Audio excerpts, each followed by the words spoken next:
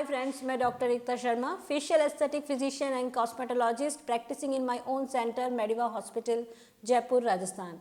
तो फ्रेंड्स, आज हम एक बहुत ही इंटरेस्टिंग और बहुत ही कॉमन टॉपिक पे बात करेंगे। जी हाँ, एक्ने और पिंपल दोनों नेम ही सेम है। एक्ने और पिंपल में कोई डिफरेंस नहीं है। तो आप इस वीडियो को लास्ट तक देखिएगा। इस वीडियो में मैंने एक्ने और पिंपल्स क्या होते हैं, इनकी पैथोजेनेसिस क्या होती है, इनके कॉजेस क्या हैं, एक्ने स्कार किसे कहते हैं और एक्ने स्कार और नॉर्मल स्किन में क्या डिफरेंस होता है और एक्ने स्कार्स के टाइप, इन सभी टॉपिक्स को कवर किया है।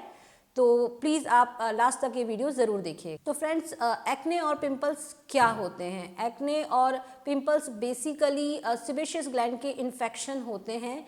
सिबेशियस ग्लैंड, जिसे कि हम ऑयली ग्लैंड्स भी कहते हैं, ये स्किन की डीपर लेयर्स के अंदर मिलती है। ये ऑयल सिक्रीट करती है। इस पे बेसिकली एक ग्लोबुलर पार्ट होता है जो कि ऑयल सिक्रीट करता है। और ये जो आपकी सिबेशियस ग्लैंड है, ये हेयर फॉलिकल के डीपर पार्ट के अंदर कनेक्ट होती है और वहीं से ऑयल जो होता है वो सरफेस ओपनिंग के थ्रू बाहर की ओर निकल जाता है और ये जो ऑयल है वो आपकी स्किन को नरिश करने का काम करता है। तो एक्ने और पिंपल्स बनने की पैथोजेनेसिस क्या है? इसका फर्स्ट रीज़न है कि या तो आपकी सिबेशियस ग्लैंड के जो ग्लोबुलर पार्ट है, जहाँ की ऑयल प्रोडक्शन होता है, वहाँ किसी भी रीज़न से ऑयल प्रोडक्शन बढ़ जाता है तो सिबेशियस ग्लैंड में स्वेलिंग आ जाती है और इससे एक्ने और पिंपल्स हो सकते हैं। दूसरा रीज़न कि सिबेशियस ग्लैंड के अंदर सेलुलर डिवीज़न इंक्रीज़ हो गया हो और सेलुलर मास बढ़ने की वजह से भी ग्लैंड में स्वेलिंग आ गई है और एक्ने पिंपल हो गए हों। थर्ड रीज़न है कि आपकी जो सरफेस ओपनिंग है वो किसी रीज़न से ब्लॉक हो गई हो, may be due to increase number of dead cells के वजह से भी वो जो सरफेस ओपनिंग है वो आपकी ब्लॉक हो गई है, प्लगिंग हो गई है, जिस वजह से ऑयल सरफेस पे नहीं निकल पा रहा है, अंदर ही एक्यूमुलेट हो रहा है, जिससे भी एक्ने और पिंपल्स हो जाते हैं। इसके अलावा भी स्किन की सरफेस पे कई ऑयल लविंग बैक्टीरियाज होते हैं जो कई बार सिबेशियस ग्लैंड तक पहुंच जाते हैं और सिबेशियस ग्लैंड में इन्फेक्शन कर देते हैं। तो इन सभी वजह से एक्ने और पिंपल्स हो सकते हैं। तो अब हम जानते हैं कि क्या क्या कारण हो सकते हैं एक्ने और पिंपल्स होने के। पहला कारण जेनेटिक कॉजेज़। फैमिलियल टेंडेंसी, आपके परिवार के अंदर अगर एक्ने और पिंपल्स होने की टेंडेंसी है तो डेफिनेटली आपके भी हायर चांसेस हैं एक्ने और पिंपल्स होने के।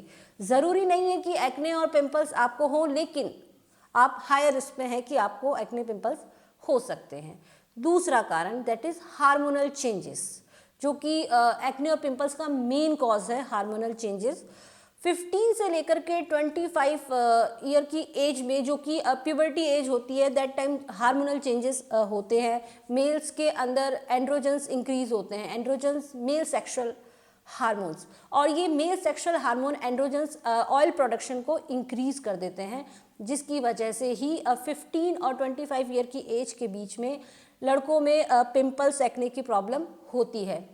गर्ल्स में भी जैसे कि पीसीओडी के केस में, पॉलीसिस्टिक ओवेरियन सिंड्रोम के केस में क्या होता है कि गर्ल्स के अंदर भी मेल हार्मोन टेस्टोस्टेरोन इंक्रीज हो जाता है, जिस वजह से उनमें भी एक्ने और पिंपल्स की प्रॉब्लम हो सकती है।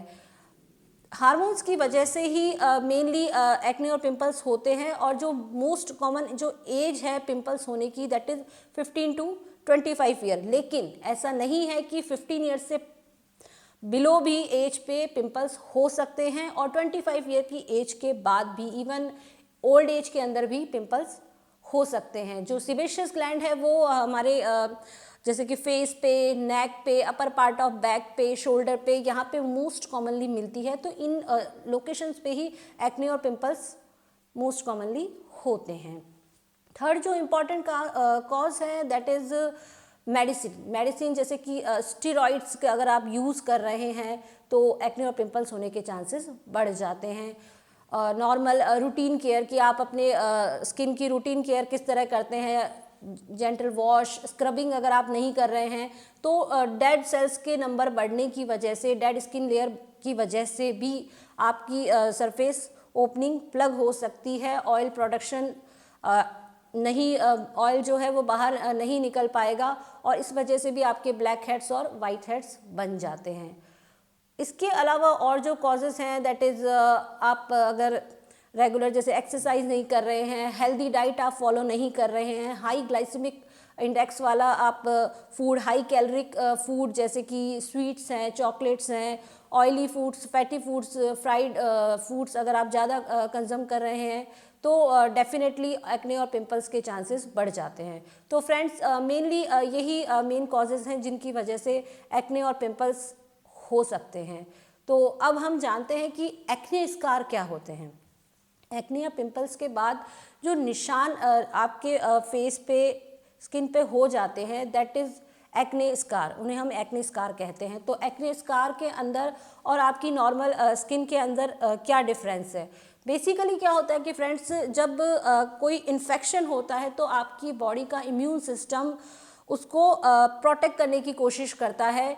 तो जब आपकी एक्ने या पिंपल्स की वजह से स्किन डैमेज होती है तो आपकी बॉडी वहाँ नया कोलेजन बनाना स्टार्ट करती है और उस डैमेज एरिया को रिकवर करने की कोशिश करती है। अगर ये डैमेज बहुत माइल्ड है तो बहुत कम कोलेजन बनता है और स्कार नहीं बनता है, वो विजिबल नहीं होता है। लेकिन बहुत ज़्यादा जैसे कि सीवियर एक्ने या पिंपल्स हैं तो बहुत ज़्यादा डैमेज स्किन में होता है, तो बहुत ज़्यादा मात्रा में स्किन में कोलेजन फाइबर्स बनते हैं और जिससे कि स्कार्स भी ज़्यादा बनता है। लेकिन जो ये कोलेजन बन रहा है दैट इज़ डिफरेंट फ्रॉम आपके जो नॉर्मल कोलेजन है, उससे ये डिफरेंट होता है। ये बहुत ज़्यादा रिजिड होता है, बहुत ज़्यादा शाइनी होता है। इस वजह से जो स्कार होता है वो विजिबल होता है।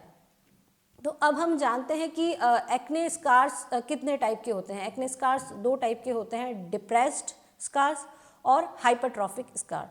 डिप्रेस स्कार में तीन वेरिएंट है हमारे पास। फर्स्ट है रोलिंग स्कार, जिसपे जो स्लाइटली कर्विंग सरफेस होती है। सेकंड होता है बॉक्स स्कार, बॉक्स शेप होते हैं। थर्ड होता है आइस पिक स्कार, जिसपे कि बेस पर ये थोड़े वाइडर होते हैं, लेकिन बेस पर वाइडर होते हैं सुपरफिशियली, लेकिन नीचे की तरफ ये आइस पिक की तरह थोड़े से शार्प पॉइंटेड होते हैं। और दूसरा है हाइपरट्रॉफिक स्कार, जिसे कि हम किलॉइड भी कहते हैं। ये सरफेस से थोड़े से एलिवेटेड होते हैं। तो इस तरह से फ्रेंड्स हमने इस वीडियो में काफ़ी इम्पॉर्टेंट इन्फॉर्मेशन शेयर करी है, जिसमें कि एक्ने पिंपल्स क्या होते हैं, कैसे होते हैं, पैथोजेनेसिस क्या होती है, एक्ने स्कार क्या होते हैं और उनके टाइप क्या होते हैं, ये सब हमने इस वीडियो में शेयर किया है। फिर भी कोई आपको डाउट हो तो स्क्रीन पे दिए गए नंबर पे आप कांटेक्ट करके हमसे बात कर सकते हैं।